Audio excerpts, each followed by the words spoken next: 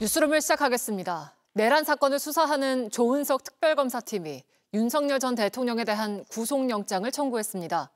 2차 조사를 마친 윤 전 대통령이 귀가한 지 약 17시간 만에 전격적으로 구속이 필요하다는 판단을 내렸습니다. 조금 전 내란 특검팀의 브리핑이 있었는데 먼저 현장 취재기자부터 연결하겠습니다. 자, 김영민 기자, 내란 특검 브리핑 내용 전해주시죠.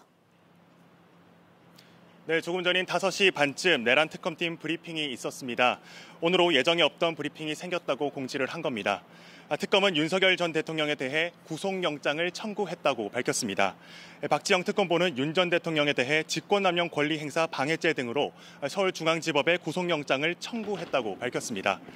또 특수공무집행 방해 혐의와 허위공문서 작성 등 혐의로도 청구했다고 설명했습니다. 어제 특검이 윤 전 대통령을 2차 소환한 바 있습니다. 14시간 반 만에 귀가를 했는데 윤 전 대통령이 귀가한 지 하루도 지나지 않아 특검은 구속영장을 청구를 한 겁니다. 네, 한번 구속됐다가 풀려난 뒤에 또 영장을 청구한 거잖아요. 이번엔 어떤 혐의들입니까? 네, 특검은 구속영장에 적용된 혐의가 총 몇 개인지 구체적으로 밝히지는 않았습니다. 다만 특수공무집행 방해 혐의, 직권남용 혐의, 그리고 허위 공문서 작성 혐의 등 이 세 가지만 공개를 했습니다. 어제 특검이 조사를 했던 내용이기도 합니다. 먼저 특수공무집행 방해 혐의부터 설명을 드리면요. 지난 1월 윤 전 대통령이 대통령 경호처를 동원해 자신의 체포영장 집행을 저지했다라는 혐의입니다. 다음으로 비상계엄 선포 전 열린 국무회의에서 관련 안건이 졸속으로 처리되고 일부 국무위원들은 소집 연락도 받지 못한 점 등이 윤 전 대통령의 직권남용에 해당한다고 봤습니다. 국무위원의 안건 심의 권리를 침해했다라는 겁니다. 허위 공문서 작성 혐의는 사후 비상계엄 선포문 작성 의혹과도 연관이 됩니다.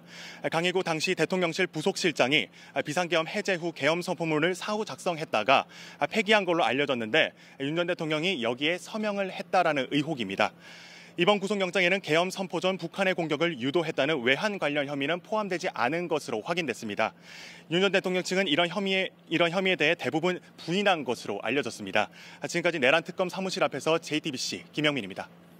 네, 앞서 윤석열 전 대통령에 대한 구속영장이 청구됐다는 소식 전해드렸는데요. 여기에 대한 윤 전 대통령 측의 입장도 나왔다고 합니다. 그 사이에 들어온 소식들 다시 한번 정리해 보겠습니다. 내란 특검 사무실에 나가 있는 취재기자 연결하죠. 자, 김영민 기자, 특검의 브리핑 내용 한 번 더 전해주시죠. 네, 내란 특검팀의 박지영 특검보가 브리핑을 연 건 오늘 오후 5시 반쯤입니다. 내란 특검은 오늘 오후 5시 20분쯤 윤석열 전 대통령에 대한 구속영장을 청구했다라고 밝혔습니다. 특검은 구속영장에 적용된 혐의가 총 몇 개인지에 대해서는 구체적으로 밝히지는 않았습니다. 다만 특수공무집행 방해 혐의, 직권남용 혐의, 그리고 허위 공문서 작성 등 이 세 가지 혐의는 공개를 했습니다. 또 계엄 선포 전 북한의 공격을 유도했다는 외환 관련 혐의는 이번에는 빠진 걸로 파악됐습니다. 윤 전 대통령은 어제 14시간 반 만에 귀가를 했는데 귀가한 지 하루도 지나지 않아 특검이 구속영장을 전격 청구한 겁니다. 네, 이번에 적용된 혐의를 구체적으로 한번 짚어볼까요? 네, 먼저 특수공무집행 방해 혐의부터 말씀을 드리도록 하겠습니다. 지난 1월 윤 전 대통령이 대통령 경호처를 동원해 자신의 체포영장 집행을 저지한 혐의입니다.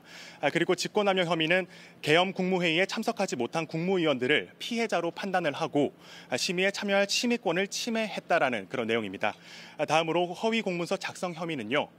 계엄 선포 이틀 뒤, 그러니까 사후에 비상계엄 선포 문건을 만들었다라는 내용과 연관이 됩니다. 한덕수 전 총리가 서명했고 윤 전 대통령도 결재를 했습니다. 결국 폐기되기는 했지만 특검은 이 모든 과정들이 증거인멸에 해당한다고 보고 있는 겁니다.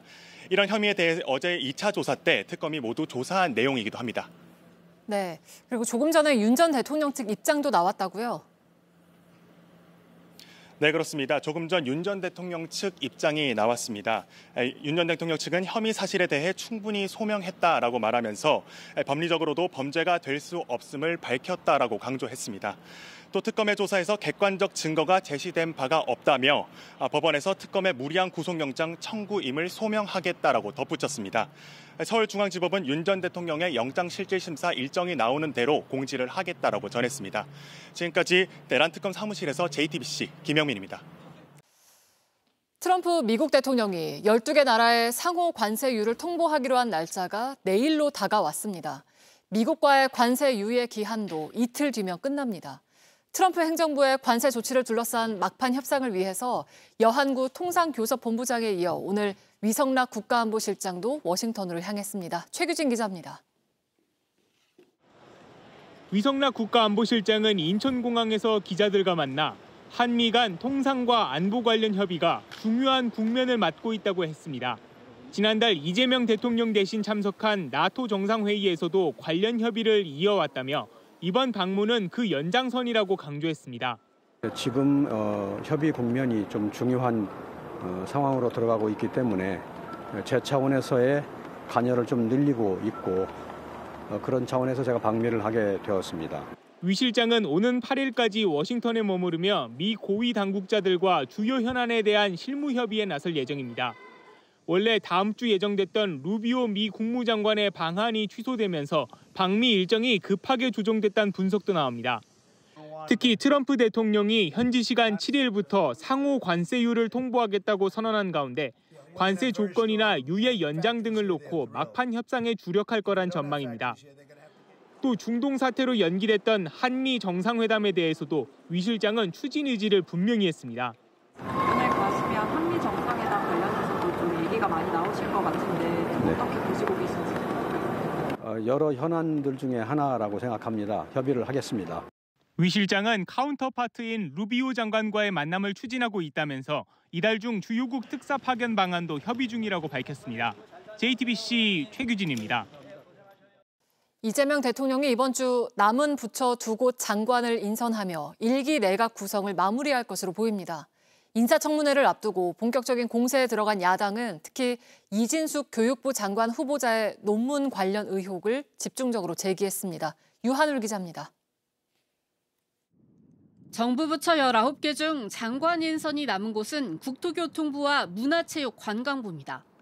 국토부 장관 후보자론 서울주택도시공사와 경기주택도시공사 사장을 지낸 김세용 고려대 교수, 국토부 관료 출신의 정일영 민주당 의원 등이 거론됩니다.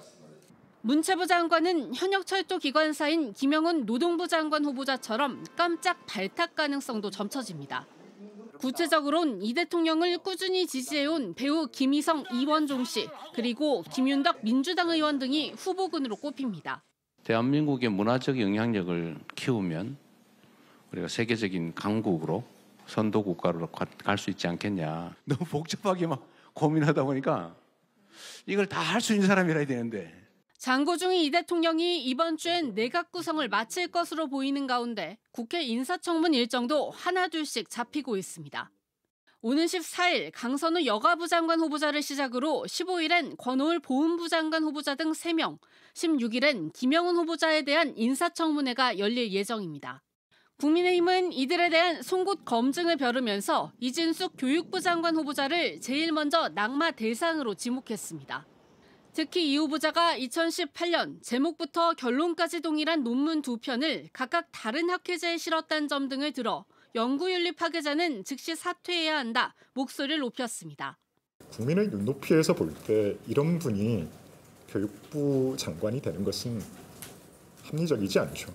민주당은 부당한 공세는 막아내며 빠른 인사청문 과정 마무리로 초반 국정 동력을 확보한다는 방침입니다. JTBC 유한울입니다.